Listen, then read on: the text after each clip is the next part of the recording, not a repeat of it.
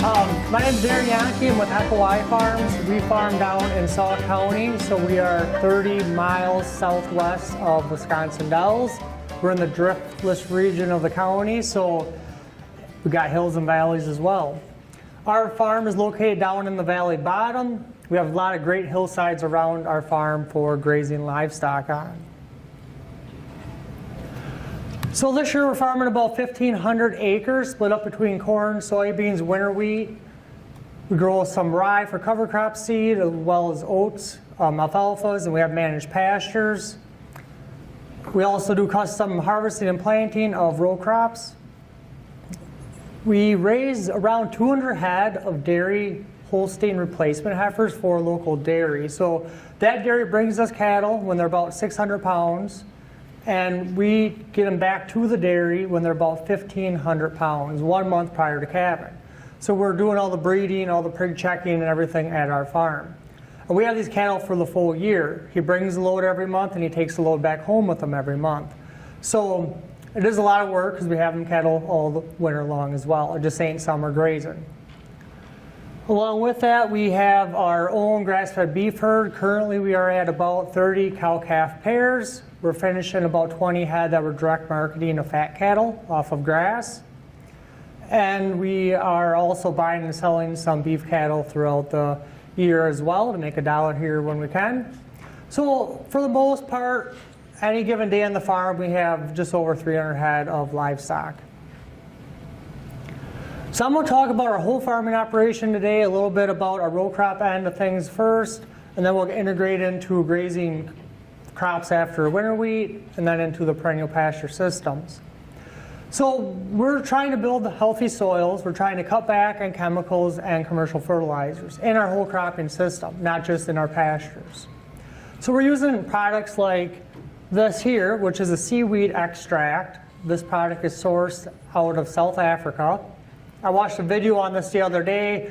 They're out there diving down into the water with hook knives, and the divers are hooking the plants, cutting them off, bringing them to the surface, and then they haul them in and somehow process that, put it in a bottle for us. And that seaweed is a certain type of seaweed. You can't go out to your local lagoon and grab some seaweed and do the same stuff they're doing. It's sourced specifically for what we're looking to do here. But we're using this product as a seed treatment on like our soybeans. So instead of putting insecticides and fungicides on the seed for treatment, we're using this Kelpec. And it's actually increased our yields. It has a better rooting system of the soybean plant as well. We use this in furrow on our corn acres as well as foliar applying it during the season. So QLF, Quality Liquid Feeds, they have a great feed program, and they also have a better agronomy program. And we get our molasses-based fertilizers that we apply on our corn from that company. So that molasses comes from sugarcane that they harvest out in Louisiana. So we're looking at a lot of renewable resources, right? We got sugarcane, we got seaweed. So on our corn acres, we put their starter fertilizer. It's a 721-3. We put that in furrow. We mix that Kelpec in there, and we also put in compost teas. So a lot of healthy things going on, going down in the soil. The soil organisms should really like a lot of that stuff. It smells great, right? Molasses in there really smells good. And QLF also makes a product called Boost. Now it's the molasses product as well. We put this in every liquid product we put on our ground. Whether we're going out with a herbicide to terminate cover crops, we put Boost in there. If we're applying liquid nitrogen to the fields, we're putting Boost in there. It has better utilization of your nitrogen. So on the corn planter, we'll put on 8 gallons of 28% nitrogen. We'll dribble it off the back onto the soil surface right beside the row. And with them 8 gallons of nitrogen, we'll put in 2 gallons of this Boost. Now, QLF has done a lot of studies over the years, and you have better N utilization, you have less leaching of the N, and it stabilizes it so it lasts throughout the season a little longer. So there's a lot of benefits to using these products. We can actually cut our nitrogen rates, and as well as when you're spraying your herbicide out there with your sprayer, if you just have water in there, And if you picture like a bowling ball on top of a leaf, you have a water droplet sitting on top of that leaf. It's like a circle. It ain't really attached to that leaf real well. But just putting a little bit of this boost in a 20-gallon per acre mix, it'll make that product splat out there and lay really nice on that leaf. So we have better contact to that plant. So we can use less chemical because we're getting better contact with that chemical. So we have a low fertility program, like everybody else is talking, nutrient management plans and soil testing on a regular basis. We're doing 3-acre grids with our soil test. But we are applying our main product for P&K on our farm is poultry litter. We get our poultry litter actually from over by, I think it's Dodge City or Fountain City or somewhere up this way, I guess. A couple hour drive for the guy to get down to our place with it. We don't have many poultry barns around our area, but applying manure to our fields is a benefit. We are actually applying 2/3 of what we should be for P&K from what we removed. So according to the removal of the crops we're taking off, we should be applying more nutrients than we actually are. But our yields have increased, but we were more natural products than using commercial fertilizers. We used to apply a lot of commercial P&K, real salty products, not really healthy for the soil. So we apply 1 ton of this poultry litter, a head of corn, soybeans, and wheat. It works really good when we have a cover crop out there growing. You can go out there and apply this into that living green cover crop, help holding them nutrients in place, as well as that cover crop in the fall can suck some of them nutrients up, re-release them back in spring to that following crop. So there's a lot of benefits to having a living cover crop out there at the time. So going into planting soybeans into a cover crop, this is a rye cover crop that we're planting into. This would say mid-May normally we're planting. And then we'll come in and we'll chemically terminate that rye cover crop about 15 days after we plant it. So around June 1st, we'll just say we'll go in and chemically terminate it. And then we'll wait a few days, like 4 to 5 days after that, and we'll go in and roller crimp that rye down on the ground. Now, why are we terminating it twice?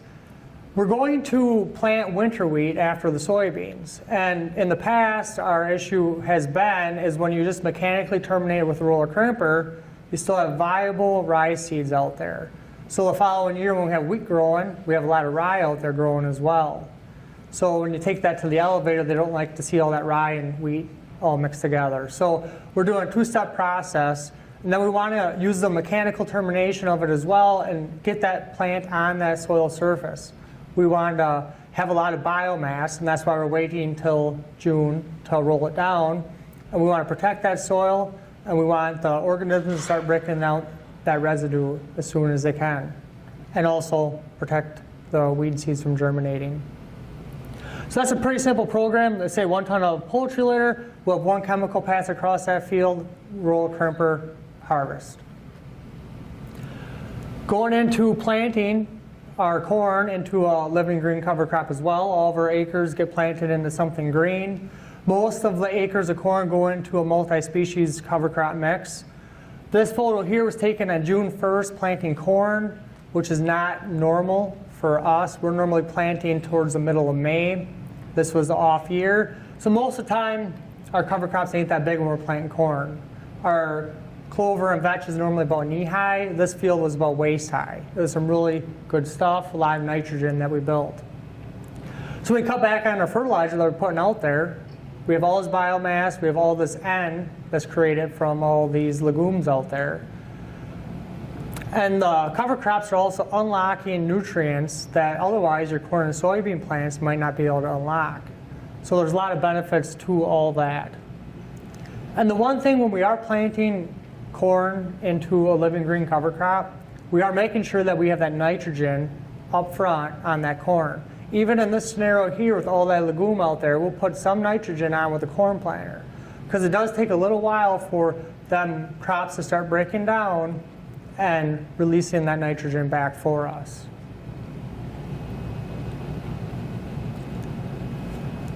So this was a field day we had last year. The field day was on June 5th. There's corn planted into a cereal rye crop, and that was 20 days after planting, and you can still see all that cereal rye out there yet.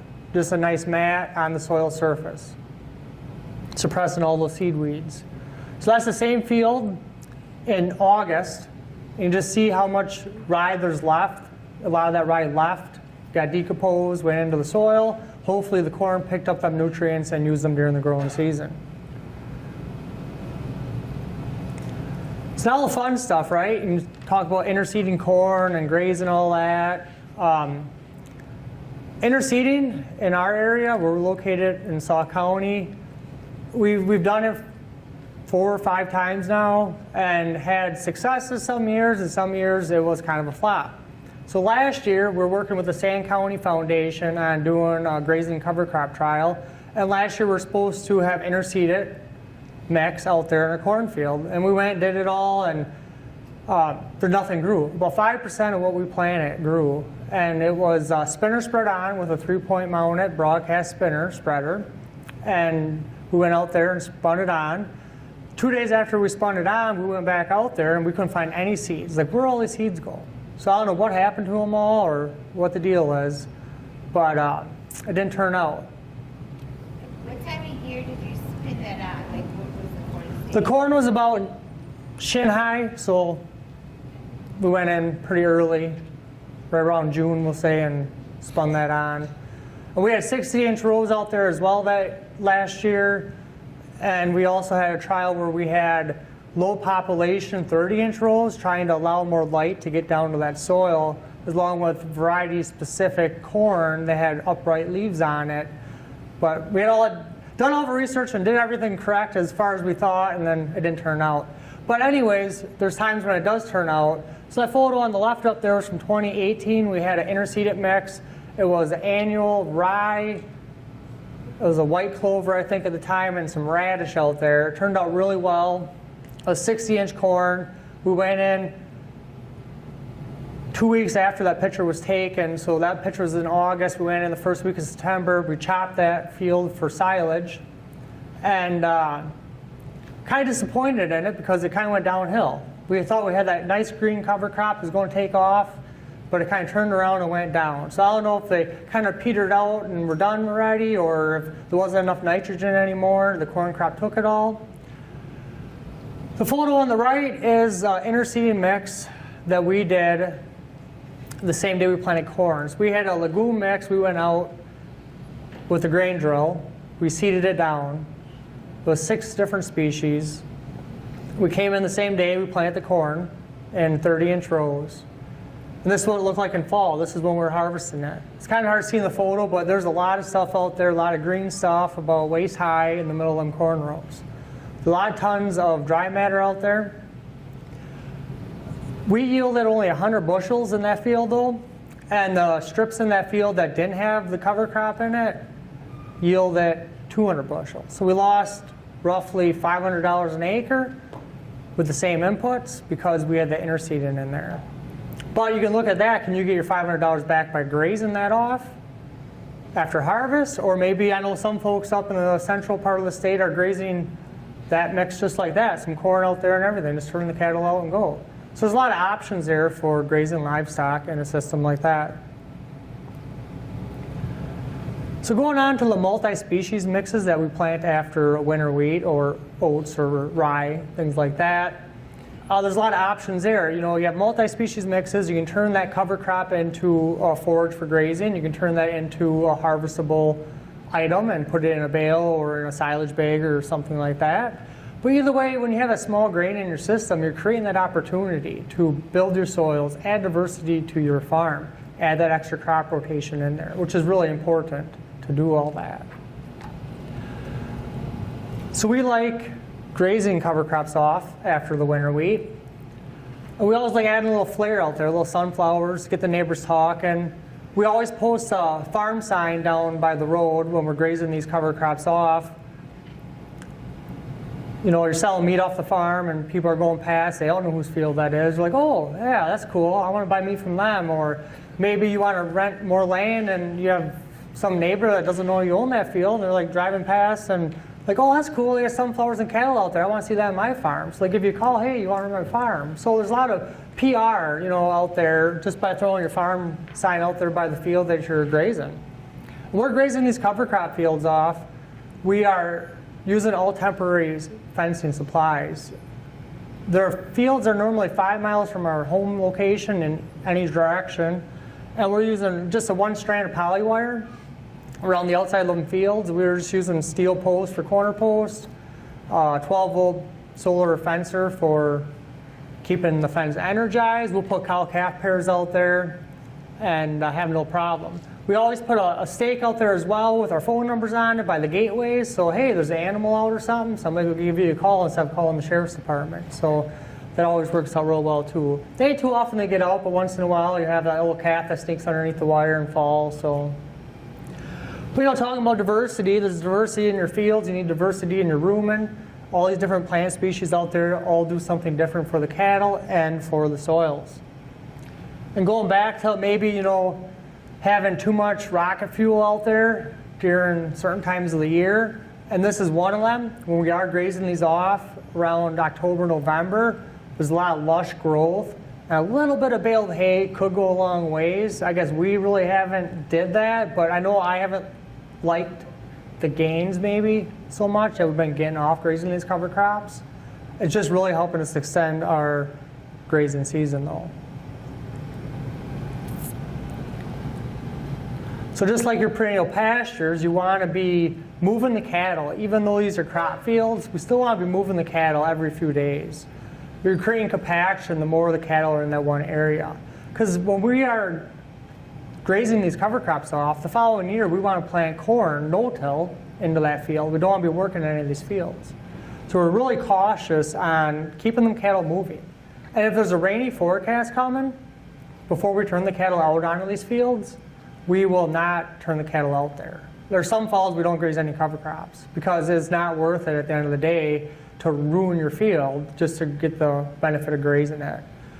But once we go ahead and get the cattle out there, they're there. We're not hauling them off for any reason until that forage is gone. So if it does get really rainy all at once, we just have to make paddocks bigger and move them faster. Instead of moving them every 3 days, we might move them every day and make the paddock twice as big. We're also hauling water to the cattle. As you see the water tank there in the photo. The fields that we like using, we pick and choose which fields we really want to graze.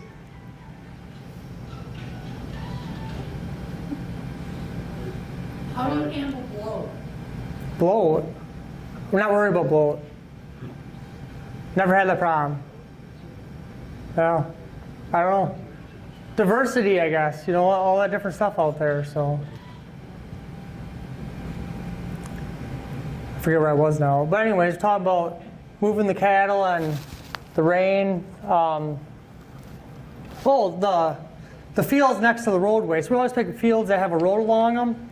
So it's easier to get the water hauled to them right off the road. So we're not pulling around, turning around the fields with the water trailer and stuff, because that also creates ruts and compaction as well. But when we're doing this, it creates a lot more time, labor, and fuel, because we're hauling water to the cattle now in the field. We have to haul the cattle to the fields. You have more injury to livestock when you're putting them on a trailer again and stuff like that. So we always are really cautious that there's enough stuff out there to graze. Is it worth our time, effort of doing it? Putting up all temporary fence, temporary waters, temporary corrals. It's a lot of work to get it set up. We could put permanent fences around, but I really don't like having a lot of permanent fences around our crop fields, just because they are more of a nuisance than years you're not using them. But we always use, Sauk County has a great GIS site. We can go on there and make measurements. So that bottom photo over there is off of that, and I can go out and measure how long my paddocks are going to be, how big my paddock acres are going to be. So I can have it all kind of laid out in my mind before I go out to the field. I know how much fence I need to take down, how many posts, and then that little strip over on the right-hand side, the little sliver on the side of that green there, that's where the cattle were for 3 days. We had 80 head that year out there, a number of the Holstein dairy heifers. And then you probably can't see them, but there's a little sliver to the left of that. That's where the cattle were at the time. And then there's another paddock up to the left of that, all set up ready to go. So when we put the cattle down there, we had 9 days of paddock set up already, 3 days of paddock. And that field is a 48-acre field. We did not graze the top 8 acres off because it didn't make sense to me, because we would have had to add on to more fence to make our wires long enough, because our wires were at 1,250 feet or 1,300 feet long, and that field was longer than that. So it just didn't make sense in my mind to graze off them 8 acres, so we let them go. So things like that just make it easier, making square chunks out in the middle of your fields instead of following along the edges. Makes it a little easier. The next year then, I don't know when that was taken, but where you didn't graze the cattle on the top there. Yep. Could you tell a difference between the crop where it wasn't grazed Yes. and it was grazed? Oh, the crop itself, the corn crop? Yeah. Not really, no. The only thing I was saying yes to was the cover crop in spring is significantly reduced. Like, if we're banking on having a lot of nitrogen out there from that cover crop, and we're expecting a lot of cover crop growth in spring, where the cattle are, there won't be a whole lot. Because they're out there in October and November, early December, grazing that off, and it really stunts that cover crop from growing. So where we didn't have cover crops, we had a lot more growth. We could have cut back more nitrogen in spring on the corn. So there's benefits to grazing this off. You get diversity out there and everything else. And there's also negativity because we had to apply more nitrogen. There wasn't as much N credit. So our perennial pastures, we have 350 acres of managed perennial pastures. Our pastures are all continuous around our home farm, so it works out really well. I got a buddy that doesn't live far from me. He has like 100 acres of pasture and he rents most of it, but I think he has like 15 different spots. And I'm like, that's just a lot of work hauling cattle around all these different spots, but I guess you gotta do what works for you too. But we're lucky and have that many acres in one area. But we like leaving our grass get really tall, and we're not afraid to leave it get mature and go to seed. We start in different areas of the farm grazing every year. So every year, different parts of the farm go to seed. Like this corner here went to seed this year. Last year, this corner of the farm went to go to seed.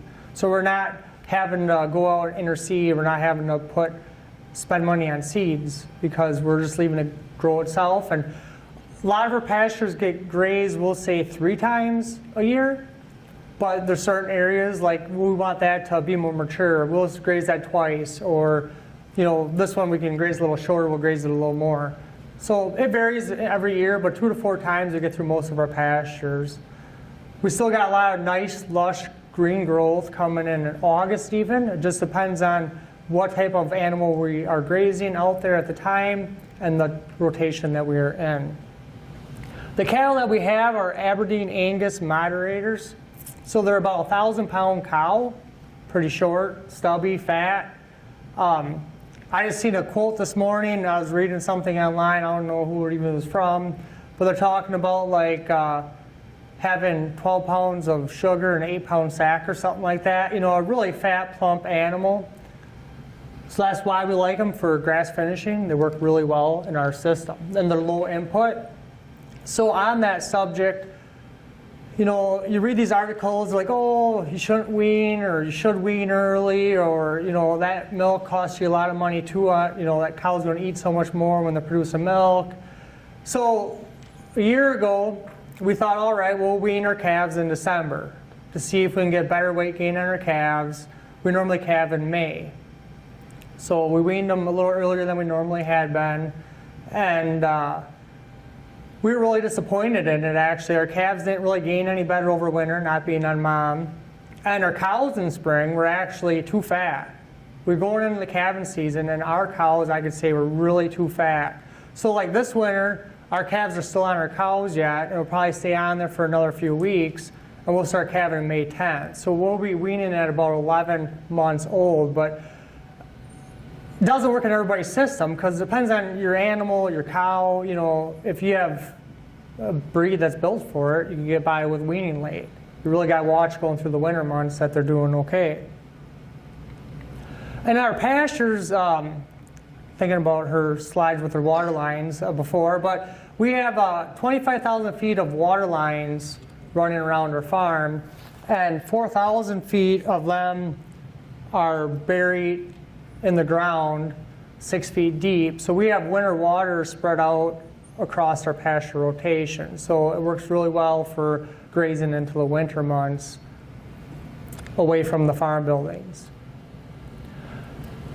So here's a picture of our feeder cattle. This was taken in mid-August. This pasture is really good stuff for the middle of August yet. I think a couple days after I took this photo, though, we were running into some pretty dry-looking grass again. But separating each class of animal takes a lot more labor, the more groups of animals you do have on your farm. But it's all about what works for you.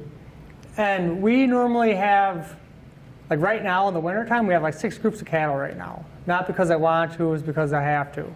But because we have all these Holstein cattle, we have a group of beef feeder cattle and our beef cows and calves. So our feeder cattle run with the beef cows and calves for most of the summer.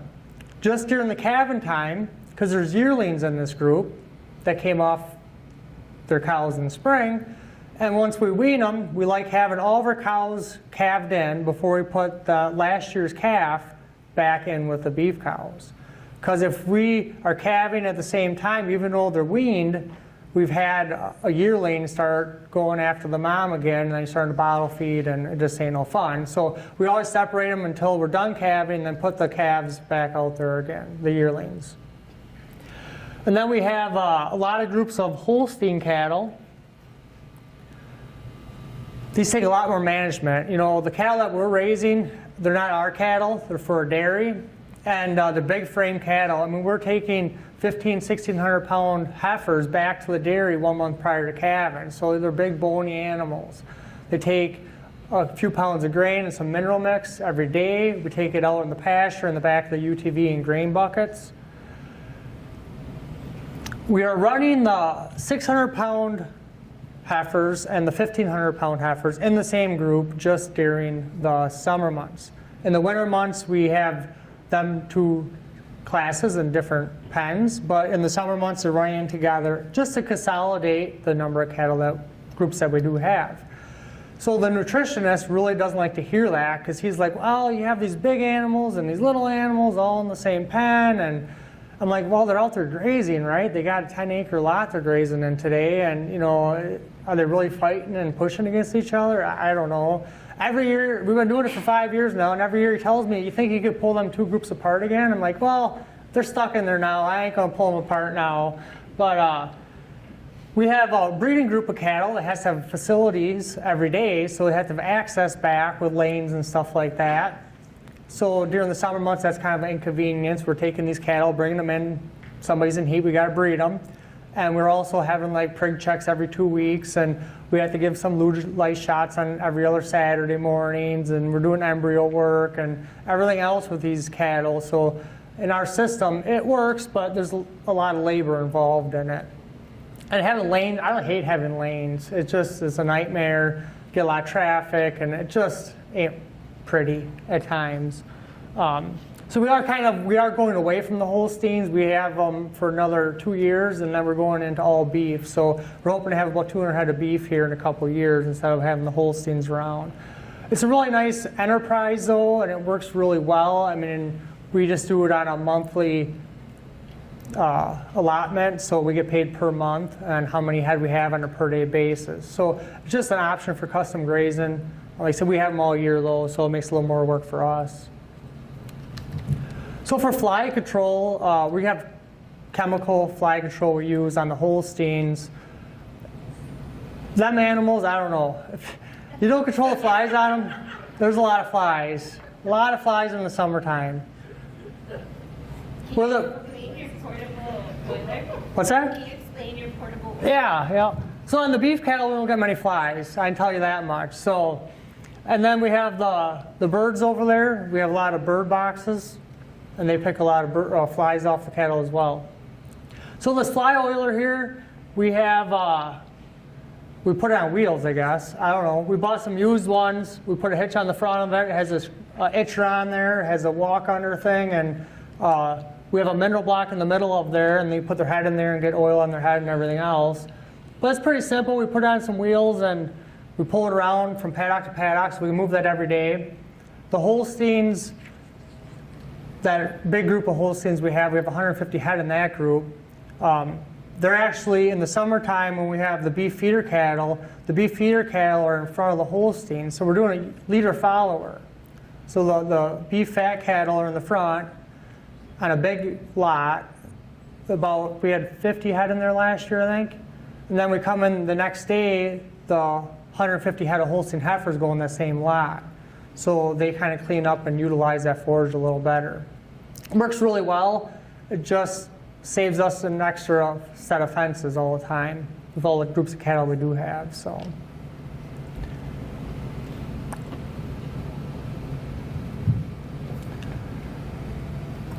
we have a lot of fence runs that are really long. I want to say 500 to 1,100 feet, even in our pasture system. So we came up with some different things over the years that worked really well. We made a roller on our UTV so we can hook on our battery-powered cordless drill. So we can roll up about 1,200 feet of wire in a minute 10, just hooking it on there to our battery-powered roller. We also have our fence posts. We use just pigtail posts for our poly wires. And we made some racks up on the back of our UTV as well to hold them posts. And then the racks are removable, so you can there's 4 racks on there. You can fill each rack up, and then you can remove each rack off. Each rack holds about 12 posts. And then you can have an empty rack you can put back on there. So once you get them on, they're easy to pop off and put a new empty rack on. So it moves around real easy like that. And over here in the left, it's hard to see in there, but we had some posts we made up for winter grazing. They have loops welded on them and just a slide-on insulator. We just drill a hole in the ground with our hammer drill. We have a battery-powered hammer drill. And take a hammer and hit them re-rod posts in. And then when you want to remove them posts after they're frozen in there for a month, you just take a pipe wrench and twist them out. It works really well. You can't use a smooth rod for this, because if you have a smooth rod, that'll just get frozen in the ground and you won't be able to get that out. But having that re-rod, that works really well for breaking the ground with that pipe wrench. So we are winter feeding out on the pastures. The beef cattle don't have access to any yards, so they're out on the pastures all year, no matter the conditions. They're out there. We're unrolling our hay. We have done bale grazing with pre-placed bales in the past, and we went away from that. It was not our cup of tea, I guess. And you know, this you gotta start a tractor up for to roll out that hay. And the pre-placed bales you do too, you just gotta do it less often. But we found out with bale grazing, the pre-placed bale, and the certain times of year, you know, they're going to congregate and get it really mucky around there and make a mess. When you can go out and roll that hay, you have a lot bigger feed table there, and they don't get it mucked up around that is bad. And we're also taking them nutrients and spreading them across our farm a lot farther. Instead of having pre-placed bales in a tight congregated area, we have a lot more acres we're covering by unrolling our hay out there in long strips, getting our nutrients back out on our field. So back to nutrient management and all that fun jazz, you know, we're bringing a lot of nutrients into our pasture system by unrolling this hay out there during the winter months. So that's kind of our fertility program, because we don't fertilize our pastures at all. We haven't fertilized our pastures since 2014, I think it was the last time. So this is our pasture fertility, trying to get this spread across our whole farm. It's kind of a challenge. We do have a lot of hills, things like that, so it ain't always easy to get out there. Otherwise, yeah, we're grazing some during the winter too. Like the other day, we had some new snow again, and I didn't feel like going out and unrolling some hay, so we went and just moved them onto a new paddock. There's some stuff out there graze through the snow, no big deal. When we are rolling hay, we roll enough hay out for a week at one time. So we'll take a paddock, we'll roll out a week's worth of hay, leave them have the whole thing, make them clean it up, and go from there. We have in the past also like rolled out more hay for a couple weeks, but once you get more than a week's worth of hay, we like fencing that off at least once per week. So we could roll out 2 weeks worth of hay and have a fence out there divided it in half, so they have one half 1 week, and then turn them on to the other half the next week. So you're not out there having to unroll hay every day. It saves a lot of time. You just use your seed steer, because that almost looks like it's windrow. We have a Hustler bale and roller, so it's 3-point on the back. There's a couple of drums on it and a pan, so this pan pushes the round bale up into the feeder, and then you can make windrows out of it. We really like that because you make tall, narrow windrows, unlike a regular bale and roller that would just roll the bale on the ground. It's a wider, thinner mat, and we feel the cattle, when we've used one of them in the past, trample that in more, and in this situation they don't. So how do you store the round bales? Do you wrap them? We wrap over hay, yeah. So they're out there. We place the round bales near the pastures when we make them. We put them in a line wrap, and so they're convenient. We're not hauling them around during the winter time. We just use the tractor and go get them. So, and that's how we have them Colbert energy-free waters at the back end of our farm. So they work really well. We just have to break ice off them every morning. Other than that, they're pretty maintenance-free. So a little bit about direct marketing. I like having a product that looks really presentable. I like having cryovac packages. All of our ground beef is like that as well, so you can see all the meat. I like having our logo on there and having nice boxed up, so when the customer comes to your place to pick up the meat, it's really well presented. Just like she was saying before about, having that customer come to your farm. We used to do the same thing. They go to the processor, pick up their meat. But like 3 years ago, we decided that we don't want to do that anymore, because if you can't shake that person's hand, what good does it do you, right? A lot of people you meet online and you'd sell them meat, you never met them in person. So it's nice having that personal touch with that all. Getting that consumer to the farm. We don't deliver much meat. Once in a while we'll deliver some, but it's more of a hassle. We like everybody coming to the farm to pick up the meat. We used to do farmers market the last couple years, and we decided that this year we weren't going to do it anymore. Wasn't really worth our time anymore. I think you have to have time management as well when you're looking at some of this stuff and looking at the cost of, was it really worth driving a half hour and spending all day there, and how much meat did you really sell, and how much profit are you making doing that. Social medias nowadays, there's so much stuff out there to get your name out and advertise, and we actually just set up a farm store online. People just go on there and buy product now too. It really works well. So I'm almost done here.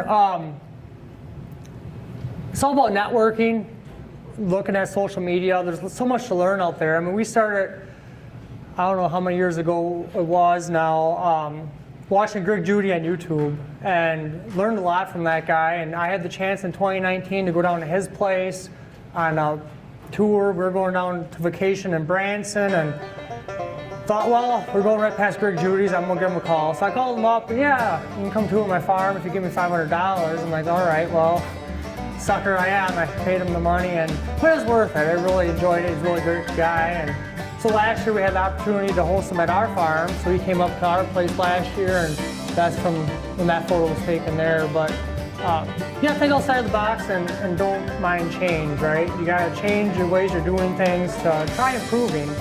Every year on our farm, we do something different. And is it the right thing or not? Or, what we were doing worked, so why change it? But myself, I get bored. So if I ain't changing things every year, I don't know what to do with myself. But,